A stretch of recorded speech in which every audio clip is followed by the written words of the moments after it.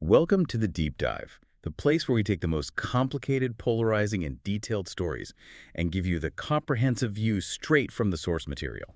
Today, we are undertaking a monumental deep dive into the life of Hugh Marston Hefner, the American magazine publisher, businessman, and cultural architect who founded Playboy. Hefner, who lived from 1926 until 2017, didn't just launch a successful publication. He transformed it into this global enterprise. Absolutely. He extended the Playboy brand far beyond just the print magazine. He established the iconic Playboy clubs and, of course, the luxury mansions. Right, the mansions where the playmates often live, which that alone was a constant source of intense public and media curiosity. And our sources immediately present a figure who is just defined by these extreme contradictions. On one side, we have the Hefner who was lauded by so many for his relentless promotion of free speech and his staunch support for civil rights. The self-proclaimed activist. He really used his platform for political ends. He did.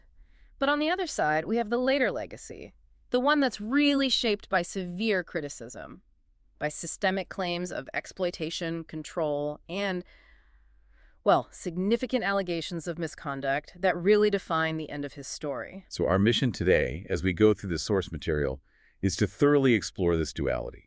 We're tasked with understanding the full context of the founder of the so-called sexual revolution. And that means examining the evidence of both his progressive public acts and the very serious accusations regarding his private life. To set the stage for this kind of peculiar public persona he constructed, we're going to start with a fascinating and perhaps telling detail. Hugh Hefner never actually met Marilyn Monroe. That's right, which is incredible when you think about it. Marilyn Monroe, she's the enduring symbol associated with the magazine, right?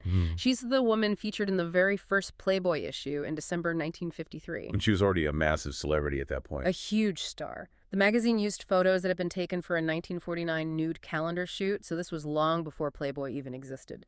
And she wasn't paid for their use. By Hefner or the magazine? Not a dime. Yet, despite this lack of any personal connection during her life, Hefner made this permanent, almost mythological link to her after her death. He did. In 1992, decades after she had passed, Hefner purchased the crypt immediately next to hers at the Westwood Village Memorial Park Cemetery in Los Angeles. And the price was $75,000. So when he was asked about this purchase, his justification was very direct. He said, "Spending eternity next to Marilyn is an opportunity too sweet to pass up." That one quote, I think, underscores the way Hefner blurred the line between the personal, the professional, and this creation of an enduring cultural narrative. He didn't just buy a gravesite. Yeah. He bought a permanent association with the founding icon of his entire enterprise. It really speaks to a very specific kind of control over his own narrative, doesn't it? Ensuring that his legacy would forever be tied to that moment, to Playboy's explosive cultural launch. To really understand how someone from his background comes to embrace that level of, strategic narcissism and cultural myth-making, we have to rewind. We have to go back to his origins. Which are absolutely antithetical to the bon vivant image she later embodied. Exactly. Hugh Marston Hefner was born in Chicago, 1926. His parents, Glenn Lucius Hefner, who was an accountant, and Grace Caroline, a teacher, were defined in the source material as conservative, Midwestern Methodist. It's a remarkable disconnect when you picture the man in the silk pajamas with the pipe, surrounded by young women. It's almost impossible to connect that image to a home life where his mother harbored the hope that her son would one day become a missionary. A missionary. That highly structured, traditional, religious upbringing became the very thing he would dedicate his life and his business to dismantling. His early professional life, though, was also quite focused and disciplined. He served in the United States Army between 1944 and 1946. And he was working as a writer there, right? For a military newspaper. Yes, which undoubtedly honed his skills as an editor and a communicator. And then following his military service, he demonstrated this incredible drive toward education. He graduated from the University of Illinois Urbana-Champaign in a stunningly quick 2.5 years. 2.5 years. He earned a Bachelor of Arts in Psychology and had a double minor in creative writing and art. So he was clearly very ambitious. He even briefly continued his academic pursuits, taking graduate sociology courses at Northwestern University. But he dropped out before completing the program. Which suggests, a restless intelligence and maybe a growing sense that formal, established institutions just couldn't contain his ambitions. And the single event that triggered the creation of his entire empire was, almost comically, a minor bureaucratic slight. He was working as a copywriter for Esquire magazine in January 1952. And he quit that job simply because he was denied a $5 raise. Just think about that for a moment. The denial of $5 sparked the genesis of a multi-million-dollar global brand that fundamentally altered cultural mores across the world. That denial, that perceived lack of respect, it was the catalyst. It propelled him toward creating a business where he, and only he, controlled the output, the image, and the financing. He wanted independence, and he decided to seize it completely. The magazine, which he initially planned to name Stag Party, officially launched as Playboy in December 1953. And the financing of this venture, it really reveals both his determination and the incredible risk he was taking. He started with a very small personal financial base, a $600 mortgage on his furniture. From there, he managed to raise $8,000 from 45 different investors. And here's the deeply contradictory detail. Among those investors was his own mother, Grace Caroline. She contributed $1,000. But the sources make it very clear. She funded him not because she believed in the venture. No, but purely because she believed in her son. It's the ultimate irony, isn't it? The very conservative value of familial trust funded the launch of the magazine that was designed to reject conservative values entirely. And the immediate success validated his audacity. That first issue, with the unauthorized Marilyn Monroe calendar photos, sold over 50,000 copies. That guaranteed the magazine's financial survival right out of the gate. It proved the market existed for his concept of, quote, sophisticated eroticism. From that point forward, Hefner wasn't just managing a magazine, he was cultivating a lifestyle, a singular public identity. He aggressively promoted the bon vivant persona, the sophisticated single man enjoying the finer things in life, free from the restraints of traditional marriage and puritanical morality. And this persona wasn't just limited to the magazine's editorial pages. Hefner physically embodied it, and he used television as a really powerful extension of the brand. Right. He hosted Playboy's Tent House from 1959 to 1960, and then later Playboy After Dark from 69 to 70. Those shows really cemented him as the primary figurehead. They were this mix of interviews, music, and that signature Playboy aesthetic. He truly was the central image, the editor-in-chief, the chief creative officer of his own world. He sold the fantasy, and then he lived inside it for public consumption. The Playboy philosophy itself, which he often articulated, was essentially an argument against what he saw as residual American Puritanism. It championed a bachelor lifestyle centered on leisure, consumerism, and sexual freedom, arguing that these pursuits were healthy, sophisticated, and ultimately a force for good. So now, as we move into the era where Playboy really gained cultural dominance, we need to shift our focus to the period where Hefner, perhaps unexpectedly, positioned himself as a dedicated activist. It's crucial to acknowledge this aspect of his life because it directly informs the complexity of his legacy. He used his immense cultural platform and his personal wealth to actively fight major social battles, Specifically in the realms of civil rights and free expression. Let's start with a surprising territory he entered in the mid-1950s.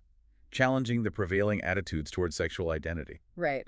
In 1955, he published a science fiction story by Charles Beaumont titled The Crooked Man.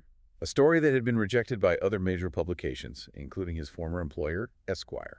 Exactly. It was provocative because it was set in a dystopian society where homosexuality was the norm and heterosexual people were the marginalized, persecuted minority. And when Playboy received pushback from critics for publishing that kind of content, Hefner defended it with a remarkably sophisticated, universalist argument for tolerance. He stated plainly, he said, if it was wrong to persecute heterosexuals in a homosexual society, then the reverse was wrong too. So he framed his defense not as an endorsement of any specific sexuality, but as a fundamental defense of universal human rights and tolerance for all minorities. This position, arguing for the rights of marginalized sexual groups decades before mainstream acceptance, placed him as an early, if commercially motivated, champion of what would later become the LGBTQ rights movement. And he carried this through. Later in life, he actively supported the legalization of same-sex marriage, defining it as a fight for all our rights. His commitment to racial integration was equally visible and tactical, particularly in the 1960s. The Playboy clubs, established across the country, were often referred to as private key clubs. And these clubs were notably progressive for their time in terms of racial diversity. Unlike so many other upscale clubs and venues in a segregated United States, Hefner insisted that the Playboy clubs employ and welcome Black patrons and performers. A prime example of this commitment occurred in 1961. Hefner saw the comedian Dick Gregory perform in Chicago. And he hired him on the spot. Immediately, he hired Gregory to work at the Chicago Playboy Club, recognizing his talent and using the brand's visibility to elevate him. And Gregory himself explicitly credited Hefner with launching his career that night. By placing black performers on his stages and ensuring integration within his venues, Hefner was making a tangible political statement about equality in the entertainment and leisure industries. Furthermore, Hefner weaponized the long-form Playboy interview, which was established in 1962. He transformed it into this vital platform for national dialogue. He gave space to figures who were central to the civil rights movement. Which meant serious, in-depth conversations with leaders like Malcolm X in 1963 and Martin Luther King Jr. in 1966. And these were figures who were rarely afforded that kind of mainstream, unexpurgated space in other major publications. But perhaps the most audacious editorial decision he made was commissioning the 1966 interview with George Lincoln Rockwell. The founder of the American Nazi Party. Yes. And the assignment itself was extraordinary. Hefner sent Alex Haley, who was black and who would later become famous for writing Roots, to conduct the interview. The logistics of that are just astonishing. And it reveals the risk Playboy was willing to take for journalistic controversy. Rockwell was reportedly shocked when Haley showed up. He only agreed to proceed after receiving specific assurances that Haley was not Jewish. And during the entire exchange, the sources describe Rockwell keeping a loaded handgun conspicuously placed on the table between them. This decision to give a platform to an extremist figure, but to use a black journalist to conduct the interview, placing that man in demonstrable danger, was a major move. It demonstrated Hefner's belief that all ideas, even the most hateful, should be subject to public scrutiny, filtered through a journalistic lens. The tension of that encounter was so palpable it was later dramatized, with James Earl Jones playing Haley in the 1979 miniseries Roots: The Next Generations. Simultaneously, Hefner was fighting a decades-long battle against censorship, often putting himself in direct legal jeopardy. The most famous instance was his 1963 arrest. That arrest was for promoting obscene literature, specifically an issue that featured nude photographs of the actress Jane Mansfield in bed with a man. And this case occurred during a really critical period in U.S. legal history concerning obscenity. It was a true test of the evolving standards. This was just a few years after the landmark 1957 Roth v. United States Supreme Court decision, which defined obscenity based on whether the average person, applying contemporary community standards, would find the material appealing to prurient interest. So the case against Hefner was significant because it forced a definition of those contemporary community standards in the context of what he positioned as artistic and sophisticated photography. The case ultimately resulted in a hung jury, which prevented a conviction and served as a powerful victory against censorship. He used his resources to solidify this commitment philanthropically as well. His support for the University of Southern California, USC, included a specific $100,000 donation to create a graduate course called Censorship in Cinema. And that wasn't his only educational contribution. He also established a substantial $2 million endowment specifically for the study and preservation of American film. And in recognition of these efforts, the university's audiovisual archive was renamed the Hugh M. Hefner Moving Image Archive in 2007. To institutionalize his core values, he established the Hugh M. Hefner Foundation in 1964, dedicating it to facilitating individual rights in our democratic society. And through this foundation, he created the First Amendment Award, dedicated to honoring individuals who actively protected and fought for free speech rights. It's clear that Hefner saw himself and positioned his brand as being on the front lines of progressive political and social change. So if we look at this period, we see a publisher who was undeniably a political actor and a philanthropist in the context of civil rights, free speech, and sexual minority rights. He framed all of this as part of the fight to prevent society from turning back to what he called an earlier puritanical time. And this political scaffolding, it provided the philosophical justification for the entire Playboy enterprise. The claim was that the magazine and the lifestyle it promoted were not just about pleasure. They were fundamentally about freedom. Now we must transition from the image of the public activist and the crusader for the First Amendment to the complex and increasingly criticized realities of his personal life, particularly the era defined by the Playboy Mansion. His approach to relationships appears to have been permanently scarred by a foundational experience in his first marriage. He married Mildred Williams in 1949, and they had 2 children, Christy and David. But before their wedding, Mildred confessed to him that she had had an affair while he was serving in the Army. And Hefner described this admission as the most devastating moment of my life. This deeply personal wound is cited as a profound turning point in his view of commitment and relationships. What followed was perhaps even more telling. Sources from a 2006 profile noted that Mildred, seeking to mitigate her guilt and save the marriage, actually permitted Hefner to have sexual relations with other women. That sounds less like a marriage compromise and more like the immediate foundation of the entire Playboy philosophy. Exactly. Right. Did the sources suggest he used that initial painful experience to rationalize the later creation of his freewheeling, commitment-free lifestyle? Absolutely. The trauma from that perceived betrayal, coupled with the permission granted by Mildred, seems to have created the ideological license for his future life. He began to equate freedom with non-monogamy. And the marriage eventually failed. They divorced in 1959. After that, Hefner then fully embraced and defined the bon vivant persona he sold in his magazine. This new life involved a continuous and significant rotation of partners. He was remarkably candid about this, too. He admitted in interviews that during some years he was involved with maybe 11 out of 12 months worth of playmates. He had high-profile relationships throughout the 60s and 70s with women like Barbie Benton and Sandra Theodore, and he faced legal challenges, including a $35 million palimony suit filed by a former girlfriend, Carrie Lee. His experimentation wasn't limited to heterosexual relationships either. In 1971, Hefner publicly acknowledged that he had experimented with bisexuality. And that same year, he made the crucial geographic shift. He acquired the property that became known as Playboy Mansion West in Los Angeles. He permanently relocated from Chicago to the Los Angeles mansion in 1975, cementing it as the absolute epicenter of his personal and professional world. The mansion became the physical manifestation of the Playboy philosophy. But there was a crucial, often overlooked moment that temporarily halted the excesses of this lifestyle. That was in 1985. At age 58, Hefner suffered a minor stroke. The sources indicate this health crisis prompted a serious reevaluation of his life and its frantic pace. Following the stroke, he significantly toned down the wild, all-night parties that had defined the mansion for a decade. This period also coincided with a major transition in the corporate structure. His daughter, Christy Hefner, who had shown incredible business acumen, took over the full operation of Playboy's commercial business in 1988. A significant professional shift towards stability. Following this period of reflection, Hefner attempted a dramatic pivot back toward a conventional life. In 1989, he married the Playmate of the Year, Kimberly Conrad, Who was 36 years younger than him. And for the duration of this second marriage, which produced 2 sons, Marston Gland and Cooper, sources described the Playboy Mansion being temporarily transformed. It was called a family-friendly homestead. But the shift back to domesticity proved temporary. The couple separated in 1998, with Conrad moving into the house adjacent to the mansion. But they remained legally married for 11 years after their separation, delaying the formal divorce until 2010. That delay was tactical. Hefner stated he remained married for the sake of his children, waiting until their youngest son turned 18.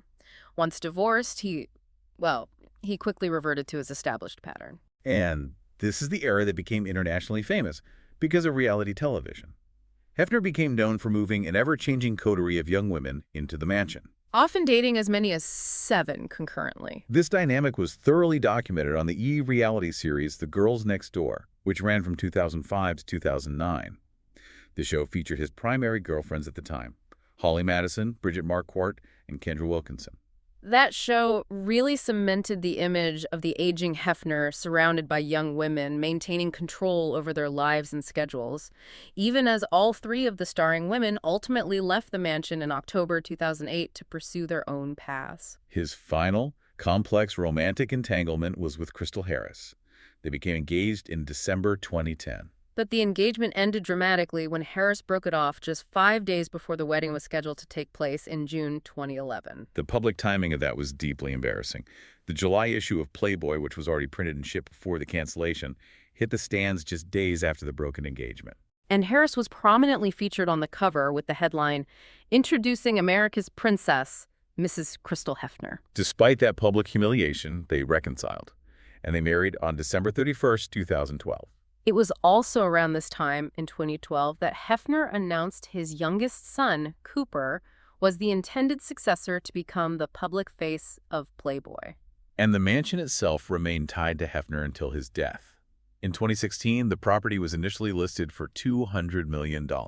It eventually sold later that year for $100 million, but with a highly specific, legally binding condition. And that condition was that Hefner would be allowed to continue living and working there until his death. This guaranteed he maintained physical control over his symbolic headquarters right up to the end, ensuring that his public image remained inextricably linked to that legendary property. Beyond the bedroom and the boardroom, Hefner's influence was felt through his philanthropic efforts. And it's important to see these contributions, too, as they further complicate the narrative of a man primarily focused on hedonism. His public contributions often supported major civic symbols.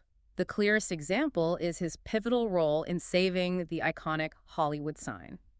Right, in 1978, the sign was dilapidated and needed a complete overhaul. Hefner became a crucial fundraiser for this restoration. He hosted a major gala fundraiser at the Playboy Mansion and personally contributed $27,000. Which amounted to exactly 1/9 of the total cost required to rebuild the sign. He didn't just contribute money generally. He symbolically purchased one of the letters in a ceremonial auction. He bought the letter Y. And decades later, his commitment to the area remained strong. In 2010, he donated the final $900,000 needed by a conservation group. And this money was vital for purchasing the land and stopping housing development that threatened the cherished vista surrounding the sign. His foundation also made some deeply meaningful contributions to areas of physical well-being and justice that contrast so sharply with his public image. For example, the Hugh Hefner Foundation provided crucial seed funding for Marty Goddard's prototype of the rape kit. This is a profound and specific contribution to forensic science and victim advocacy. It enabled a vital tool used globally in criminal justice and victim care. He also invested heavily in animal advocacy, frequently supporting various animal charities, including throwing fundraiser events for organizations like Much Love Animal Rescue. His dedication to animal causes even led to a very unusual honor. An endangered subspecies of marsh rabbit, Silvilagus palustris hefneri, was named after him in recognition of his significant financial support for its preservation efforts. However, his philanthropic choices were not always aligned with scientific consensus. Our sources specifically noted that he also contributed money to Generation Rescue, which is identified as an anti-vaccinationist campaign organization, notably supported by the celebrity Jenny McCarthy. It's a classic example of the disjointed, sometimes contradictory nature of his giving, driven less by a unified political philosophy and more by supporting causes that challenged established norms, whether they were established medical norms or established social norms. Politically, he had initially been a Democratic donor, but in 2011 he announced on Twitter that he had officially become an independent, citing dissatisfaction with both major parties. Despite that formal change in registration, he continued to engage politically, supporting Barack Obama's re-election campaign in 2012. And, as we mentioned, his social stances remained fiercely consistent, especially regarding marriage equality, which he viewed as an extension of the broader fight for individual rights that he had championed for decades. Theologically, Hefner was unambiguous about his secular outlook, which really fundamentally underpinned the Playboy philosophy's rejection of traditional morality. In a 2000 interview with his own magazine, he declared, "It's perfectly clear to me that religion is a myth. It's something we have invented to explain the inexplicable." A Christian author who interviewed him later characterized Hefner as holding a very minimalistic, deistic view of God. This shows that the rejection of his conservative Methodist upbringing wasn't just superficial, it was complete. It was replaced by a staunch belief in non-religious freedom and expression as the highest societal good. Now we arrive at the most difficult and necessary part of this deep dive: the profound and extensive claims of exploitation, control, and systemic abuse that were levied against Hefner, particularly in the years following his death. And this requires us to report the serious, specific allegations contained in our source material with solemn impartiality. Criticism of Hefner as an exploiter rather than a liberator was present even during his lifetime. Prominent feminist critics used stark language to describe his enterprise. Suzanne Moore, writing in The Guardian, explicitly labeled Hefner a pimp, a term he had fiercely contested and even threatened legal action over. Moore's argument was precise, that by making soft corn acceptable and hip, Hefner established a commercial mechanism where he bought and sold women to other men, effectively making the selling of female flesh respectable and legitimate. This critique goes right to the heart of the duality, that Hefner's perceived liberation was simply the sophisticated marketing of commodification. Julie Bindel echoed the sentiment, arguing in The Independent that Hefner caused immeasurable damage by turning porn, and therefore the buying and selling of women's bodies, into a legitimate business. So they saw him as institutionalizing the acceptance of a transactional relationship involving women's bodies, but under the guise of sophistication. The central critique, therefore, is that Hefner mainstreamed the exploitation of women's bodies. Robin Abkarian, reporting for the Los Angeles Times, quoted Wendy Hamilton, who claimed Hefner probably did more to mainstream the exploitation of women's bodies than any other figure in American history. Hamilton's analysis further contended that Hefner managed to convince many women that taking off their clothes for men's pleasure was not just empowering, but a worthy goal in itself. This suggests a deeply manipulative narrative where the brand sold female participants the idea that they were liberated when, in reality, they were allegedly being molded to exist solely for the pleasure and profit of men. And even those who lived intimately with him described an environment designed for control and psychological manipulation. Right. His former long-term live-in girlfriend, Holly Madison, detailed the internal dynamics of the mansion. She stated that Hefner would encourage competition and body image issues between his multiple live-in girlfriends. That kind of dynamic fosters insecurity and reliance on Hefner, maximizing his control over the women's lives. Madison concluded that Hefner's legacy is ultimately full of evidence of the exploitation of women for professional gain. The sources also reveal the lengths Hefner went to conceal the reality of the mansion lifestyle from his own family. Christian author Ed Stetzer reported a particularly telling detail. Hefner would order the residence to be systematically cleaned whenever his daughter, Christy Hefner, visited. And this was reportedly done specifically to keep the realities from his own daughter. Which speaks volumes about an alleged awareness that the domestic reality of the sexual revolution she promoted was not something he wished his own children to witness firsthand. Stetzer reflected on the societal cost of Hefner's role as the general of the sexual revolution, questioning the impact of this so-called liberation on individuals and families. He noted that many people enslaved and trapped in the adult entertainment industry have been figuratively and literally stripped, not only of their clothes, but their very value as people made in the image of God. The most profound and severe claims emerged publicly after his death. In 2022, the 12-part A&E documentary series Secrets of Playboy brought forward a wave of new, systematic allegations from former partners and employees. The claims reported in the source material are deeply upsetting. They detail a culture of systematic sexual misconduct and manipulation that permeated the mansion environment. They included allegations regarding the recreational and manipulative use of drugs and intense peer pressure. And the serious nature of these claims goes far beyond general misconduct. The allegations reported included claims of rape, forced and violent anal sex, and sexual assault without consent, including instances where victims were allegedly in a state of drug-induced stupor or unconsciousness. Furthermore, there were claims of pervasive surveillance, including spying and non-consensual videotaping. Disturbingly, there were also allegations of illegal sex with minors allegedly committed by Hefner and his celebrity friends and guests at the mansion and other locations. These accounts paint a devastating picture of an environment where boundaries were allegedly non-existent and control was exerted through power, drugs, and psychological manipulation. It is necessary to state that these accounts represent a harrowing perspective shared by those who experienced the reality behind that carefully constructed image. The corporate entity that owns the brand today, the publicly owned PLBY Group, was forced to respond to the severity of these claims, releasing a statement before the documentary series even aired. They publicly distanced themselves from their founder, stating unequivocally, "Today's Playboy is not Hugh Hefner's Playboy. We trust and validate these women and their stories, and we strongly support those individuals who have come forward to share their experiences." The documentation of these accusations continues. Most recently, in January 2024, his widow, Crystal Harris, who had previously defended her life at the mansion. Yes.